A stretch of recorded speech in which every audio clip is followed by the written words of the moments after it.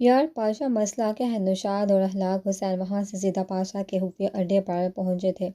دونوں کو پاشا کے رویے کی کرید لگی ہوئی تھی۔ کچھ نہیں یار، پاشا گہرا سانس لیتے ہوئے بولا، آپ لوگ یوں ہی پریشان ہو گئے ہو۔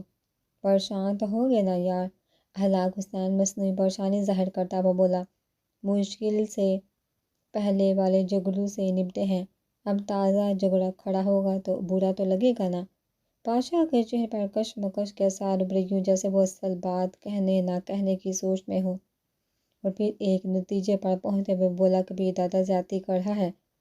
کیسی زیادتی؟ اخلاق حسین نے لہجے میں ہمدردی سموتے ہوئے پوچھا۔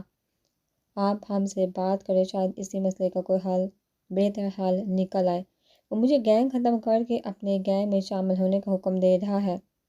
ایک گینگ کا سربراہ ہونے کے بعد میں نمبر 2 کے درجے پر تنزلی کیسے برداشت کر سکتا ہوں؟ پاشا نے بادل نحاستہ ساری بات اگل دی تھی، مگر اس نے تو بڑے شوق سے تمہیں اپنے گینگ سے علیحدہ کر کے دوسرا گینگ بنانے کی اجازت دی تھی۔ پھر اب کیا ہو گیا؟ اخلاق حسین نے حیرانی ظاہر کی، شاجی صحیح کہہ رہا ہے۔ نوشاد کے دماغ میں بھی وہی سوال اٹھا تھا۔ پاشا بیزاری سے بولا، اس کی وجہ بھی وہی مصیبت ہے جسے میں اپنی بہن بنا بیٹھا ہوں۔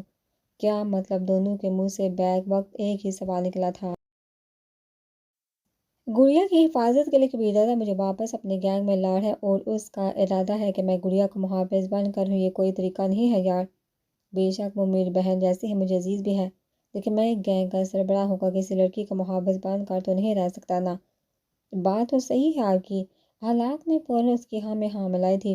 نوشاد بھی اس بات میں سر ہلانے لگا تھا۔ پاشا نے اشتیاق بڑے لہجے میں پوچھا، اب آپ مشورہ دیں کیا کرنا چاہیے؟ اخلاق حسین نے گلا کھنگار کر مانحیس انداز میں کہا، ویسے کبیر دادا اور آپ کا رشتہ ایسا ہے کہ ہم کچھ کہتے ہوئے اچھے نہیں لگتے۔ باہر میں گیا رشتہ یار، سب سے پہلے انسان کی اپنی ترجیحات ہوتی ہیں۔ میں بیوقوف تھا جو کبیر دادا کے لیے جان دینے کی سوچا کرتا تھا، اور اس کے دل میں میری اتنی عزت ہے کہ اپنی بیوی کا محافظ بنا دیا، اور خود کا ضرب دے کر ایک لڑکی کے لیے اپنے ساتھ کی گردن توڑ دی۔ حقیقت تو یہ ہے کہ یہاں سب کو اپنی پڑی ہے، ہر ایک کا اپنا فائدہ اور اپنا نقصان ہے۔ جھوٹے اخلاقیات، منافقانہ عزت و احترام میں ڈوب کر میں اپنا مستقبل نہیں گنوا سکتا۔ اگر کسی کو اپنے فائدے کے لیے دوسرے کی جان کی قربانی دینا پڑے تو کون قدم پیچھے ہٹاتا ہے؟ نہ آپ نے اور نوشاد افریدی نے اپنے فائدے کے لیے ایس پی کی جان کا خیال کیا، اور نہ کبیر دادا نے اپنے فائدے کے لیے استاد کو بخشا۔ پھر میں کیوں جھوٹے خلوص اور نقلی عزت و احترام کی چادر اوڑھ کر خود کو استاد کا فرما بردار بنائے پھرتا رہوں؟ کیا میری اپنی ذات کی کوئی حیثیت نہیں، میری کوئی عزت و احترام نہیں؟ پاشا نے کھل کر اپنے حالات کا اظہار کر دیا تھا۔ تم 100% حق پر ہو بادشاہ، اخلاق حسین نے چہرے پر مکافانہ ہمدردی سجاتے ہوئے کہا۔ کبیر دادا زیادتی کر ہے، میرا بھی یہی حال ہے۔ نوشاد کہاں پیچھے رہنے والا تھا؟ بڑی مشکل سے انہیں کبیر دادا کے خلاف اتنا مضبوط سہارا ملا تھا، وہ یہ موقعات سے کب گنوا سکتے تھے؟ تو پھر کیا کروں؟ اگر بغاوت کرتا ہوں تو کبیر دادا، اس سے تو مجھے بلائی کی کوئی امید نہیں۔ جس طرح سے میں استاد کو معاف نہیں کہ وہ شاگرد کو کہاں بخشے گا؟ پاشا کے لہجے میں خوف کی جھلک واضح تھی۔ اخلاق حسین نے کہا، ہم دونوں آپ کے ساتھ ہیں پاشا، اسی لیے تو پوچھا ہوں کیا کروں؟ اور آپ دونوں کے سامنے میں نے اس لیے کھل کر بات کی کہ آپ دونوں کبیر دادا کی اصلیت جانتے ہیں۔ پاشا نے ان پر اعتماد کا اظہار کرتے ہوئے انہیں کھل کر مشورہ دینے کی ترغیب دی۔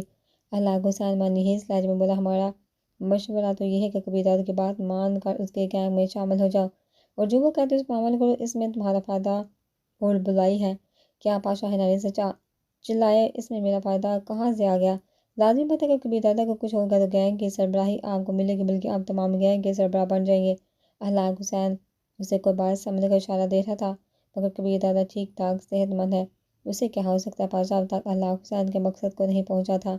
انسان کو کوئی حادثہ بھی پیش آ سکتا ہے، اللہ پاک کے کاموں میں کس کو خبر ہے؟ اس مرتبہ اخلاق حسین نے پہلے سے بھی واضح اشارہ کیا تھا۔ پاشا کے چہرے پر بشاشت نمودار ہوئی، یقیناً اس کی سمجھ میں اخلاق حسین کے اشارے آ گئے تھے۔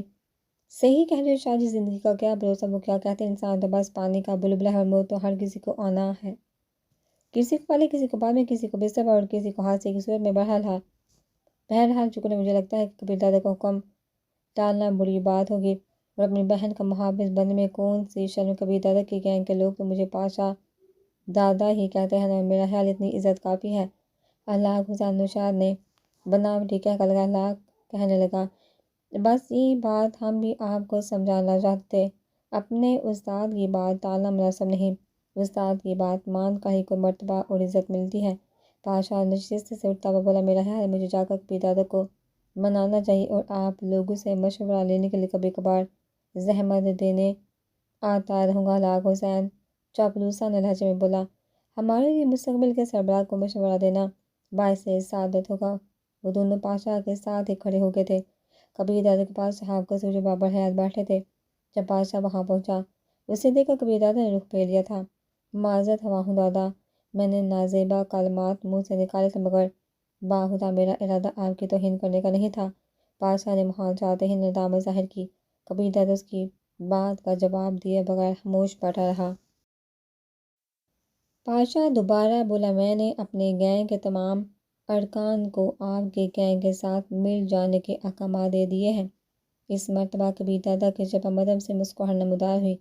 ٹھیک ہے، جو اپنی ذمہ داری سنبھالو۔ پاشا اسپا میں ساحلات میں باہر نکل کے شام کسوری پوچھنے لگا، کچھ سمجھ میں نہیں آ رہا کبیر دادا، یہ کیا معاملہ ہے؟ پہلے آپ نے خود پاشا کو اپنا آدھا علاقہ دے کر علیحدہ کیا تھا اور اب دوبارہ اپنے ساتھ شامل کر لیا۔ کبیر دادا تفصیل بتاتے ہوئے بولا، یار سچ کہوں تو پچھلے دنوں جو کچھ اخلاق حسین نوشاد افریدی نے کیا ہے، اس کے بعد مجھے اپنی بیگم کے بارے احتیاط برتنا پڑی ہے۔ اس کی حفاظت کے لیے کسی ایسے آدمی کی ضرورت ہے جو اس سے ذمہ داری کو اچھے طریقے سے سر انجام دے سکے۔ اس کام کے لیے مجھے پاشا بہتر لگا، کیونکہ ایک تو لڑائی بڑائی کا ماہر ہے، دوسرا میرے ساتھ مخلص بھی ہے، سب سے بڑھ کر میری بیگم کو اپنی چھوٹی بہن سمجھ۔ اس بات پر پاشا تھوڑا خفا تو تھا، مگر اب لگتا ہے اسے اپنی غلطی کا احساس ہو گیا۔ ایک گینگ کے سربراہ کو اپنی بیوی کا محافظ مقرر کر دینا کچھ جچتا نہیں ہے دادا۔ بابر حیات کے لہجے میں تشویش جھلک رہی تھی۔ کبیر دادا بے پرواہی سے بولا، اپنا بڑھودار ہے یار، سال ڈیڑھ کے بعد دوبارہ سے گینگ بنا کر دے دوں گا۔ ویسے بھی مجھے پاشا کے تیور کچھ بدلے بدلے دکھائی دے رہے ہیں، جہاں لیڈر شہاب کسوری سے تنبیہ کے بغیر نہیں رہ پایا تھا۔ عارضی اثر کل پرسوں تک ٹھیک ہو جائے گا۔ کبیر دادا اپنے موقع پر کامل تھا۔ ان دونوں نے بھی زیادہ تکرار کی کوشش نہیں کی تھی کہ فائدہ نقصان میں وہ شامل نہیں تھے۔ وہ تھوڑی دیر بیٹھ کر اجازت لے کر چلے گئے۔ بعد میں کاشف راجپوت کی بھی کال آئی۔ وہ پاشا کے رویے پر حیرانی کا اظہار کر رہا تھا۔ کبیر دادا نے اسے اصل بات بتا کر پاشا کے رویے کی توجیح کر دی۔ کاشف نے کبیر دادا کو اپنے موقف سے رجوع کرنے کو کہا، مگر کبیر دادا تناوش کی حفاظت کے لیے کسی حد تک بھی جا سکتا تھا۔ صبح کبیر دادا کو رخصت کرتے ہوئے تناوش نے ماں کے گھر جانے کی اجازت مانگ لی تھی۔ ٹھیک ہے، اپنے بھائی پاشا کو ساتھ لے کر چلے جانا۔ کبیر دادا نے فوراً اجازت دے دی تھی۔ کبیر دادا کے رخصت ہونے کے بعد پاشا کو ساتھ لے کر گھر چلی گئی۔ پاشا نے اس کی ماں کے ہاتھ کی بنی ہوئی چائے وغیرہ پی اور پھر یہ کہہ کر وہاں سے نکل آئے کہ جب ضرورت ہو تو مجھے بلا لینا۔ پاشا کو رخصت کر کے وہ اماں سے راز و نیاز میں مصروف ہوگی۔ ماں کے سامنے کبیر دادا کی محبت کا ذکر کرتے ہوئے پھولے نہیں سما رہی تھی۔ بشریٰ بولی، ہم عورتیں ہوتی ہی بیوقوف اور احمق ہیں۔ شوہر نے ذرا سی توجہ سے کیا دی، خود کو دنیا کا خوش قسمت افراد سمجھنے لگتی ہے اور شوہر کی بے توجہی دیکھتے ہوئے اسے بڑا بد نصیب کوئی نہیں لگتا۔ آپ کو میری خوشی اچھی نہیں لگتی یا میرے شوہر؟ تناوش بگڑ گئی تھی۔ بشریٰ کھلکھلا کر ہنسی، یہ بھی خوب کہی، میری شہزادی کی خوشی اگر مجھے عزیز نہیں ہوگی تو اور کسے ہوگی؟ اور میرے شوہر اگر اس کے اعمال کو نظر انداز کر دوں تو بہت اچھے۔ آپ سیاسی جواب دے رہی ہیں۔ تناوش لڑائی پر آمادہ تھی۔ بشریٰ نے پوچھا، اچھا تمہیں اس کے کام اچھا لگتا ہے؟ وہ بے باکی سے بولی، ان کی ذات کے آگے کچھ نظر آئے تو کہوں نہ، تم تو ہو ہی پاگل۔ بیٹی کی دیوانگی پر پھیکے انداز میں مسکرا پڑی تھی۔ امی جان، جتنی محبت وہ مجھ سے کرتے ہیں شاید ہی کوئی اپنی بیوی سے کرتا ہوگا، تو پھر اسے کہہ دو نا کہ جرم کا راستہ چھوڑ دے، کوئی محنت مزدوری کرے، یا پھر تم بھی عیاشی کی زندگی گزارنے کی عادی ہو گئی ہو۔ اسی کوشش میں لگی ہو، جلد ہی آپ کو خوشخبری سناؤں گی۔ کوشش کا کیا مطلب، جب اتنی محبت کرتا ہے تو فوراً مان جانا چاہیے تھا۔ تناوش نے منہ بنائے، ماضی بات ان کے مالک کی نہیں، اس درد سے صحیح سلامت نکل کے آپ کا کیا حل ہے؟ وہ کوئی پرچون فروش ہے کہ میرے کہنے پر اپنی دکان بند کر کے آلو چھولے کی ریڑھی لگا لے گا؟ کیا مطلب؟ بشریٰ نے حیرانگی ظاہر کی۔ مطلب یہ ہے میری بولی بالی امی کہ وہ اکیلے اس کام میں ملوث نہیں ہیں، کئی بڑی بڑی شخصیات جرم کی دنیا میں ان کے ساتھ شامل ہیں۔ وہ اتنی آسانی سے تو انہیں یہ کام نہیں چھوڑنے دیں گے۔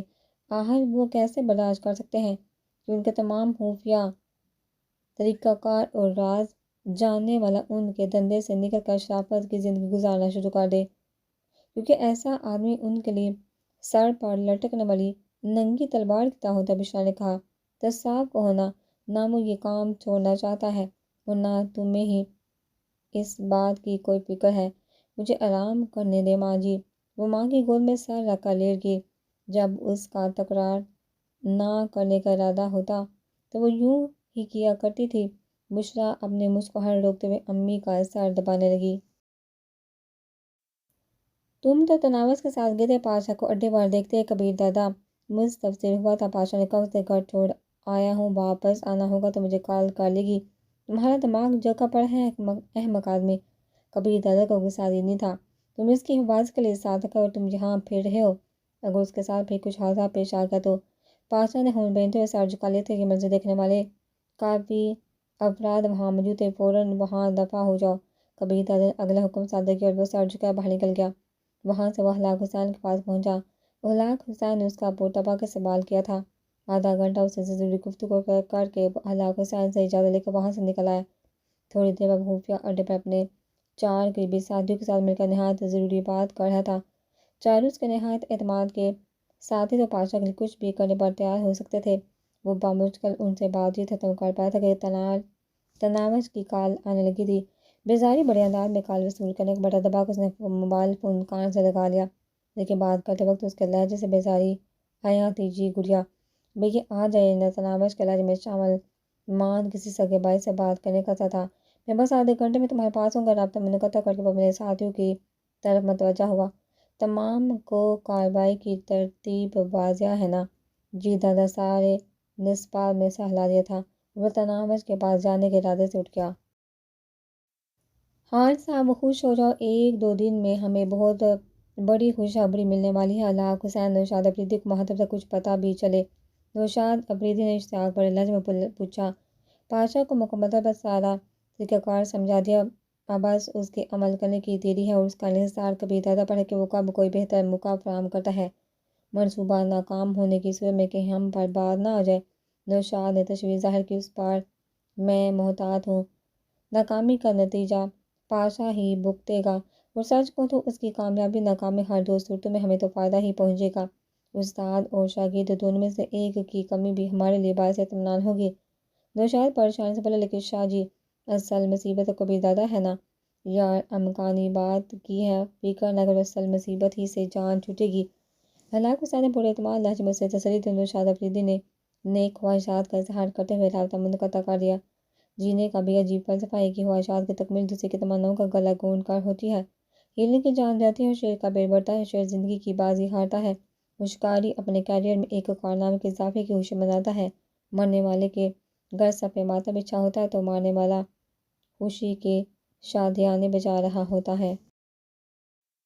پاشا کے گینگ کو کبیر دادا کے گینگ میں شامل ہوئے 5واں دن تھا۔ پاشا زیادہ تر وقت کبیر دادا کی کوٹھی میں ہی گزارتا تھا، البتہ کبیر دادا کی گرد آمد کے بعد وہ آوارہ گردی کرنے نکل جاتا تھا۔ ایک دن اپنی کار کے خراب ہونے کی وجہ سے وہ کبیر دادا کی کار ساتھ لے گیا تھا۔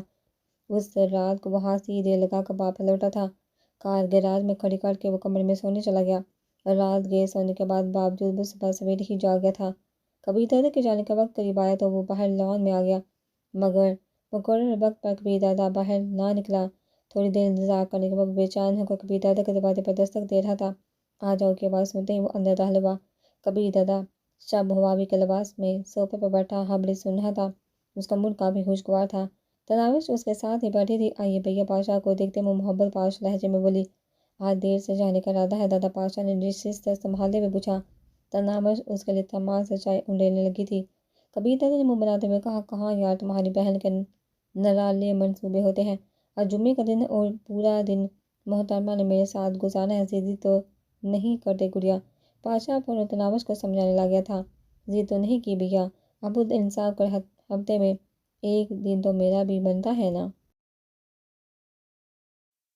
اچھا ٹھیک ہے۔ پاشا کے کچھ کہنے سے پہلے کبیر دادا نے کہا، اس کی بات مان لی، مگر اس نے کافی دن پہلے ایک وعدہ کیا تھا، اب وہ پورا نہیں کر ہی کوئی وعدہ وغیرہ نہیں کیا تھا؟ تناوش نے انکار میں سر لائے، اس کے چہرے پر حیا کی سرخی دوڑ گئی تھی۔ پاشا نے بادہ خواستہ پوچھا، کیسا وعدہ؟ کچھ مجھے بھی پتہ چلا۔ یاد ہے ہلاک حسین کے گھر تقریب میں محترمہ میرے ساتھ گئی تھی، اس وقت اس نے مجھے موبائل فون پر پیغام بھیجا تھا کہ اسی وقت واپس کر چلنے پر یہ کسی لانگ لاچی والے گانے پر مجھے رقص کر کے دکھائے گی۔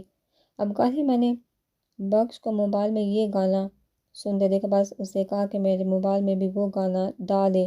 اب صبح سے اسے وہی کہہ رہا ہوں کہ گانا میں لے کے آ گیا ہوں، رقص اس نے کرنا ہے۔ وہ حیا آلودہ لہجے میں بولی، بھیا ایسے ہی تانگ کر رہے ہیں مجھے۔ کبیر دادا بولا، کھاؤ قسم، تم نے ایسا پیغام نہیں لکھا تھا، وہ تو بس مذاق کی تھا۔ تناوش جواب دیتے ہوئے ہکلا گئی تھی، یہ مسئلہ آپ لوگ خود نپٹائیے، میں چاہتا ہوں۔ پاشا مایوس انداز میں وہاں سے باہر نکل آیا۔ اسی دوران ڈرائیور شہزاد اس کے پاس پہنچ گیا۔ دادا کار کی چابی تو دے، عظیم صاحب بتا رہا ہے کہ آج کبیر دادا نے کہیں نہیں جانا، تو میں نے سوچا کار کی سروس سے کروا لوں، کل وقت نکال کر کرا لینا۔ فی الحال چابی میرے پاس رہنے دو، مجھے ضرورت پڑ سکتی ہے۔ پاشا نے چابی اس کے حوالے نہیں کی تھی۔ وہ جی دادا کہہ کر واپس مڑ گیا۔ شام کو کبیر دادا تناوش کو اس کی ماں سے ملوانے لے گیا۔ اس وقت پاشا ڈرائنگ روم میں بیٹھا تو انہیں تیار ہو کر جاتے دیکھ کر پاشا فوراً کار کو گراج سے نکال کر لیا۔ کبیر دادا نے محافظوں کو ساتھ لے جانے کی ضرورت محسوس نہیں کی تھی۔ ان کے گھر سے نکلتے ہی پاشا بھی اپنی کار لے کے نکل آیا۔ پتہ نہیں خراب کھڑی کار کیسے ٹھیک ہو گئی تھی۔ اس کا رخ ساحل والے اڈے کی طرف تھا۔ ایک محسوس جگہ پر پہنچ کر اس نے موبائل فون نکال کر کبیر دادا کا نمبر ملایا۔ کیا بات ہے پاشا، اس نے کال وصول کرتے پوچھا۔ وہ تیز سے لہجے میں بولا، دادا بہت بڑی گڑبڑ ہو گئی۔ آپ فوراً ساحل والے اڈے پر پہنچے۔ مگر کبیر دادا کی بات کو کاٹتے ہوئے اس نے بے صبری کا اظہار کیا، آپ جلدی تشریف لائے، پھر واپس چلے جانا، اب تفصیل بتانے کا وقت نہیں۔ اچھا میں آ رہا ہوں۔ کبیر دادا نے رابطہ منقطع کر دیا۔ آدھے گھنٹے بعد اسے دور سے کبیر دادا کی کار آتی دکھائی دی۔ اس جگہ لوگوں کی آمد و رفت نہ ہونے کے برابر تھی۔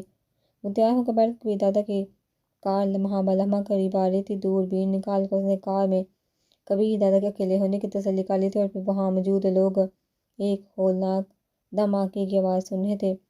کالے رنگ کی بجلی کئی گز فضا میں اچھل کر ٹکڑے ٹکڑے ہو گئی تھی۔ کار میں موجود اکیلا وجود گوشت کے ٹکڑوں کی صورت میں کار کے ٹکڑوں کے ساتھ ہی بکھر گیا تھا۔ پاشا نے افسردہ نظروں سے کار کو دیکھا۔ وہ موبائل فون نکال کر ہلاک حسین کا نمبر ملانے لگا۔ اس نے کال وصول کرنے میں ذرا بھی دیر نہیں لگائی تھی۔ بہت افسوسناک خبر ہے شاہ جی، کبیر دادا کی کار دھماکے سے اٹھ گئی ہے، اور بدقسمتی سے وہ اس وقت کار میں ہی موجود تھے۔ جیسے خبر آپ تک پہنچی ہے فوراً میرے پاس آ کر مجھے بذات خود مطلع کرنا۔ سچی خوشی سے ہلاک حسین کی بانچیں کھل رہی تھی۔ ہاں شاہ جی، میرا سرپرست، میرا استاد اور میرا بڑا نہیں رہا۔ پاشا نے رابطہ منقطع کیا اور کار کا رخ ایک محسوس جانب موڑ دیا۔ کبیر دادا کی کوٹھی میں تمام گینگز اپنی بیگمات وغیرہ کے ساتھ جمع تھے۔ تناوش کو بھی پاشا گھر سے لے آیا تھا۔ کبیر دادا کی موت کی خبر سننے کے بعد وہ گمسم سی تھی۔ مختلف عورتوں نے تعزیت کے بہانے اسے مخاطب کرنے کی کوشش کی تھی، مگر کسی کی بات کا جواب دیے بغیر وہ حالی حالی نظروں سے تمام کو دیکھتی رہی۔ فرحانہ بھی مغموم صورت لیے وہیں بیٹھی رہی۔ زندگی میں پہلی بار اسے تناوش سے ہمدردی محسوس ہو رہی تھی، اور پھر اس سے رہا نہ گیا۔ تناوش کے قریب پہنچ کر اسے اپنے ساتھ لپٹا لیا۔ فرحانہ باجی کی عورتیں پریشان کیوں نظر آ رہی؟ اس کے معصومیت بڑے سوال پر فرحانہ کا دل کٹ کر رہ گیا تھا۔ وہ والی باجی کہہ رہی تھی کہ کبیر حادثے میں فوت ہو گئے ہیں۔ اتنی بولی ہے، انہیں معلوم ہی نہیں کہ وہ کسی ضروری کام کے سلسلے میں گئے ہوئے ہیں۔ تناوش نے ایس پی کی بیوی سلطانہ کی جانب اشارہ کر کے کہا تھا۔ وہ سچ کہہ رہی ہے پگلی۔ فرحانہ کی آنکھیں نم ہو گئی تھی، مگر تناوش کی بات پر دھیان دیے بغیر اپنی لے میں شروع رہی۔ نہیں ایسی بات نہیں، آج پورا دن انہوں نے میرے ساتھ گزارا، شام کو ہم امی جان کے طرف گئے تھے، وہیں پر انہیں کال وصول ہوئی اور وہ تھوڑی دیر میں لوٹنے کا کہہ کر گئے ہیں۔ ابھی تک نہیں لوٹے؟ آج تو آنے دو، بالکل بھی بات نہیں کروں گی، دیکھنا کیسے منتیں کریں گے۔ کاش ایسا ہی ہوتا، فرحانہ سسکی۔ اتنے مہمان جمع ہو گئے، اب تو انہیں آ جانا چاہیے تھا۔ تناوش پریشانی ظاہر کرتے ہوئے بولی، باجی یہ تمام ہماری شادی کی خوشی میں جمع ہوئے ہیں نا؟ فرحانہ اس کی بات کا جواب نہیں دے سکی تھی۔ راحت خالہ کو شاید پاشا نے تمام کے لیے چائے بنانے کا کہا تھا۔ اسے باورچی خانے کی طرف بڑھتا دیکھ کر تناوش کہنے لگی، راحت خالہ سالن میں خود بناؤں گی، واپس آنے ہی والے ہوں گے۔ صبح ناشتے کے بعد سے انہوں نے کچھ نہیں کھایا۔ پاشا اپنی جگہ سے اٹھ کر اس کے قریب پہنچا۔ چلو گڑیا تم تھوڑی دیر آرام کر لو۔ تناوش نے پریشانی ظاہر کی، مگر بھیا وہ آ کر ہپا ہو جائیں گے کہ ماں مہمان بیٹھے ہیں اور میں سونے کو لیٹ گئی ہوں، میں انہیں سمجھا دوں گا۔ پاشا اسے اپنے ساتھ لپٹائے ہوئے خوابگاہ میں لے گیا۔ بیڈ سائڈ ٹیبل کے دراز سے نیند کی گولیاں نکال کر اس نے تناوش کو کھلائی۔ خواب کا دروازہ بند کرتے ہوئے باہر نکل آیا۔ نوشاد اس وقت اخلاق حسین کے کان میں سرگوشی کر رہا تھا، اگر یہ نام نہاد بائی نہ ہوتا تو چھوکری تو ہاتھ میں تھی۔ اخلاق نے کہا، چلو دیکھ لیتے بادشاہ اس کے لیے کیا کرتا ہے، پھر کوئی منصوبہ بندی سوچ لیں گے۔ فی الحال تو ٹھنڈ رکھو۔ غریب تازہ بیوہ ہوئی ہے، اسی وقت راحت حالت تمام کے لیے چائے لے آئی تھی۔ زیادہ تر نے چائے پینے میں دلچسپی ظاہر نہیں کی تھی۔ تھوڑی دیر بعد بادشاہ تمام کا شکریہ ادا کرتے ہوئے انہیں گھر واپس لوٹ کر آرام کا مشورہ دے رہا تھا۔ کبیر دادا کی لاش انہیں نہیں ملی تھی، بس گوشت کے چاند لوتھڑوں اور کپڑوں کے کچھ دجیوں کو لکڑی کے تابوت میں باندھ کر کے دفنا دیا گیا تھا۔ تنامس کمرے میں بند ہو کر رہ گئے تھے۔ اس کے حالت کے پیش نظر بادشاہ کو اسے ماں کے پاس بھیجنا پڑا، البتہ اس کی حفاظت کے لیے باقر رخسار کو بھی ساتھ بھیجا تھا۔ کبیر دادا کی موت کے تیسرے دن تمام گینگز کبیر دادا کے خفیہ اڈے پر موجود تھے۔ سربراہی کرسی خالی پڑی تھی اور اس کرسی کی پشت کو پکڑ کر بادشاہ تمام کی طرف متوجہ تھا۔ بیٹھک کا باقاعدہ آغاز کرنے سے پہلے میں ضرور سمجھتا ہوں کہ اس کرسی پر بیٹھنے کے لیے کسی ایک کا چناؤ کیا جائے۔ اس زمن میں کاشف دادا کے علاوہ اگر کوئی بھی مجھ سے مقابلہ کرنا چاہتا ہے تو سامنے آ سکتا ہے، تاکہ بیٹھک کے آغاز سے پہلے مقابلہ کر لیا جائے۔ بادشاہ نے سوالیہ نظروں سے سب کی طرف دیکھا، مگر کوئی اپنی جگہ سے نہیں اٹھا تھا۔ کاشف دادا، اگر آپ یہاں آنا چاہیں تو مجھے خوشی ہوگی۔ اس مرتبہ بادشاہ نے کاشف راجپوت کو دعوت دی۔ کاشف راجپوت کے ہونٹوں پر پھیکی مسکراہٹ نمودار ہوئی۔ شکریہ بادشاہ، مگر میں اپنی جگہ پر ٹھیک ہوں۔ آپ سے پہلے کبیر دادا نے بھی مجھے یہی دعوت دی تھی کہ میں نے اس سے بھی انکار کر دیا تھا۔ کیا آپ مجھے بیٹھنے کی اجازت دیں گے؟ بیٹھنے سے پہلے بادشاہ نے ایک مرتبہ پھر کاشف دادا سے اجازت طلب کی۔ کاشف نے کہا، تم میری اجازت کے بغیر بھی بیٹھ سکتے تھے۔ بہرحال عزت افزائی کا شکریہ، پلیز تشریف رکھیے۔ بادشاہ سربراہی کرسی پر نشست سنبھالتا ہوا بولا، ایک چھوٹا سا واقعہ یاد آ گیا، شاید آپ لوگوں نے پہلے بھی سنا ہو کہ ایک شخص اپنے بوڑھے باپ سے جان چھڑوانے کے لیے اس کے گلے میں رسی کا پھندا ڈال کر پہاڑ پر لے گیا، اور جب وہ باپ کو نیچے پھینکنے لگا تو اسے ساتھ موجود بیٹے نے کہا، ابو جان رسی دادا کے ساتھ نیچے نہ پھینک دینا۔ باپ نے پوچھا، کیوں بیٹا؟ تو کہا، جب آپ بوڑھے ہو جائیں گے تو میں بغیر رسی کے آپ کو یہاں تک کیسے گزیر کر لاؤں گا؟ پتہ نہیں اس وقت یہ واقعہ میرے دماغ میں کیوں در آیا ہے۔ میں کہنے لگا تھا کہ کبیر دادا کا قتل یا وہ لوگ جو اس کے قتل کی سازش میں شریک تھے، میں انہیں کبھی معاف نہیں کروں گا۔ باقی چند دن پہلے کبیر دادا نے اس کرسی پر بیٹھ کر کچھ باتیں کی تھی، وہ سب کو یاد ہوں گی، اس لیے میں دہرانے کی ضرورت محسوس نہیں کرتا۔ بس وہ احکامات اسی طرح جاری رہیں گے، اور سب سے آخر میں یہ کہنا ہوگا کہ کبیر دادا کی بیوی کو میں چھوٹی بہن نہیں سمجھتا، بلکہ وہ حقیقت ہی میں میری چھوٹی بہن ہے۔ اگر اس کے خلاف کسی کے گندے دماغ میں کوئی غلیظ خیال رہ گیا ہے، یقیناً اس کا انجام بہت بھیانک ہوگا۔ میں صرف متعلقہ شخص کو نہیں، اس کے پورے خاندان کو سب ہستی سے مٹا دوں گا، دودھ پیتے بچوں سمیت۔ یہ میرا آخری اور واضح پیغام ہے، اور یقیناً عقل مند کے لیے اشارہ کافی ہوتا ہے۔ میری باتوں سے اختلاف رکھنے والا اپنی رائے پیش کر سکتا ہے۔ کسی نے بھی زبان کھولنے کی کوشش نہیں کی تھی۔ 2-3 لمحے انتظار کیے بعد بادشاہ نے کہا، تو بیٹھک ختم ہوئی، سارے ایک ایک کر کے وہاں سے رخصت ہونے لگے تھے، صرف کاشف راجپوت وہیں بیٹھا رہا۔ تمام کے باہر جاتے وہ بادشاہ کو مخاطب ہوا، بادشاہ تم نے اچھا نہیں کیا۔ صحیح کہہ رہے ہو دادا، کبیر دادا کو الوداع کرنا اتنا بھی آسان نہیں تھا، لیکن کیا کرتا، میں مجبور ہو گیا تھا، میرے پاس چناؤ کا اختیار ہی نہیں رہا تھا۔ کاشف نے تشویش بھرے لہجے میں کہا، جانتے ہو آپ تم کتنے کمزور ہو کہ آپ کی موجودگی کے سہارے نے مجھے حوصلہ دیا، ورنہ میں اتنی ہمت نہ کر پاتا۔ تکلیف کاشف راجپوت چند لمحے سے گزر رہا اور پھر اپنی جگہ اٹھ بولا، ہوشیاران ہے کچھ لوگوں کو تم بہت زیادہ کھٹک رہے ہو۔ یہ کہتے وہ چل پڑا۔ اس نے بادشاہ کا جواب سننے کی ضرورت محسوس نہیں کی تھی۔ وہ دونوں بیٹھک کے اختتام پر اخلاق حسین کے ٹھکانے پر پہنچے تھے، جہاں مجھے تو بادشاہ کے تیور ٹھیک نہیں لگ رہے تھے۔ بیٹھتے ساتھ اخلاق حسین نے تشویش بھرے لہجے میں کہا، نوشاد ابری دل تپا ہوا تھا، باڑ میں گئے تیمور، مجھے تو اس پھول جڑی کا دکھ کھائے جا رہا ہے۔ کبیر دادا جیسے سام کو مار کر بھی وہ خزانہ مجھے پہلے جتنا ہی دور دکھائی دے رہا ہے۔ اخلاق حسین اسے تسلی دیتا وہ بولا، ہمیں انتظار کرنا پڑے گا، فی الحال وہ جذباتی ہو رہا ہے، تازہ اپنے استاد کی موت کی گارڈ اتارا ہے، حرامی نے اسے سنبھلنے میں تھوڑا وقت تو لگے گا۔ آہستہ آہستہ بولی کو اس حاضر کو بھی اور اپنی منہ بولی بہن کو بھی، تب کچھ کریں گے، نوشاد نے حسرت بھرے لہجے میں کہا۔ قسم سے میرا تو دل کرے اسے سے شادی کر لوں۔ بکواس نہ کرو، میں بھی اس حسینہ کا امیدوار ہوں۔ اللہ کو حسین اسے ڈانٹے بنا نہ رہ پایا تھا۔ نوشاد نے منہ بناتے ہوئے کہا، اچھا چھوڑو یار، یوں ہی دماغ خراب کر دیا ہے فاحشہ نے۔ جتنی بھی کوشش کی ہے اتنا ہی قابو سے باہر ہوتی گئی ہے، پتہ نہیں اس حبیث کبیر دادا سے پہلے اس پر میری نظر کیوں نہیں پڑی تھی۔